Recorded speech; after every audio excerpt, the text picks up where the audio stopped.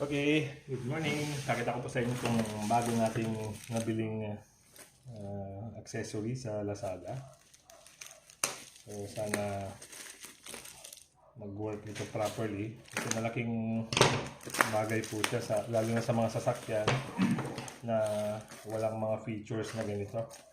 So ilalagay po natin ito sa L300FD. Tawag ko dito is actually ang main feature niya is magbigay ng tire pressure indication, and then maliban doon meron siyang feature ng elevation, which is magbibigay ng altitude and temperature. So maganda po siyang additional na information pag nagbibiyahe, lalo na sa walang internet. Like yung last na biyahe namin sa Cordillera, hindi po lahat ng areas may signal. So, ang laking bagay na makita mo man lang yung altitude mo, yung temperature outside temp. Parang additional info lang po. So, meron siyang may high temperature warning. So, tire pressure monitoring system. Merong high pressure, low pressure, high temperature, and air leakage warning. So, gawa po ng D-Life. 1,921 kasama na po yung shipping. So, ilagay ko po sa description kung saan ito nabili. Galing kay...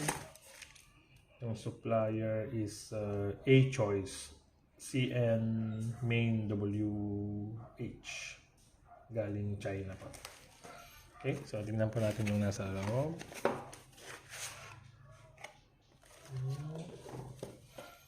Yung kanyang user manual.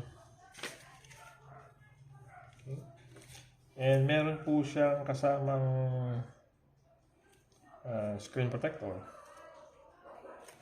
And solar powered din po siya.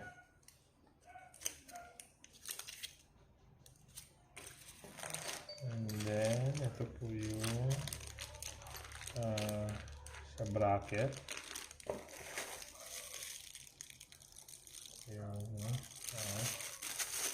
action para sa kung ilalagay sa windshield or any surface na kayang kapitan nito. Charging cable.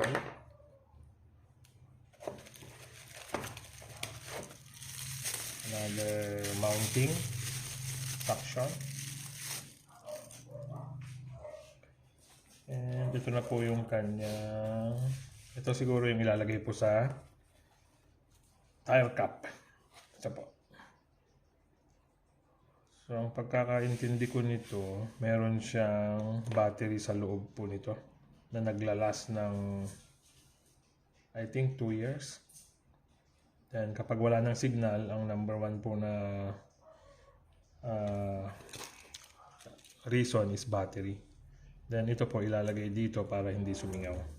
Parang seal niya.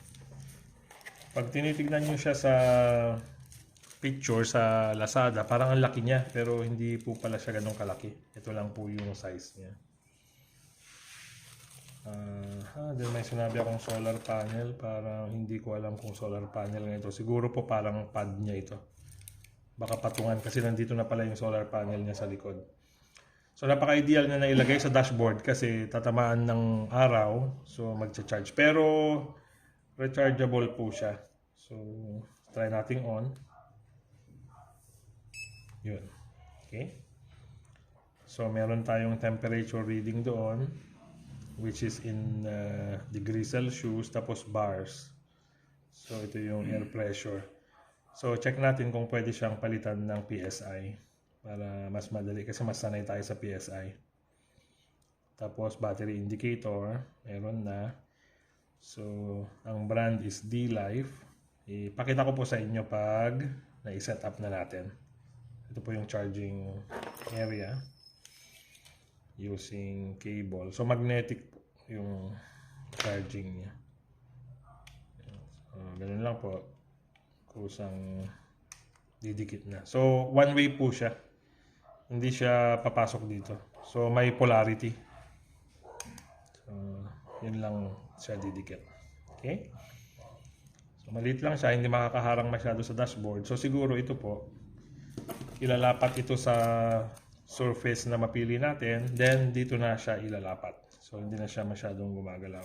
Or siguro i-stick natin itong double-sided tape. So stick na lang dito. Basahin po natin yung manual. So after ko maikuan sa manual po, re-review ko siya ulit.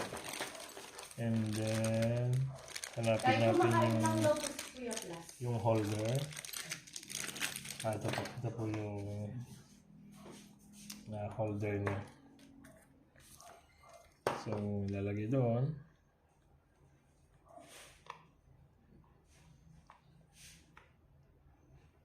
Yan. Then pwede lang isabit sa salamin. Okay? So pakita ko po sa inyo mamaya after natin may setup. Salamat po!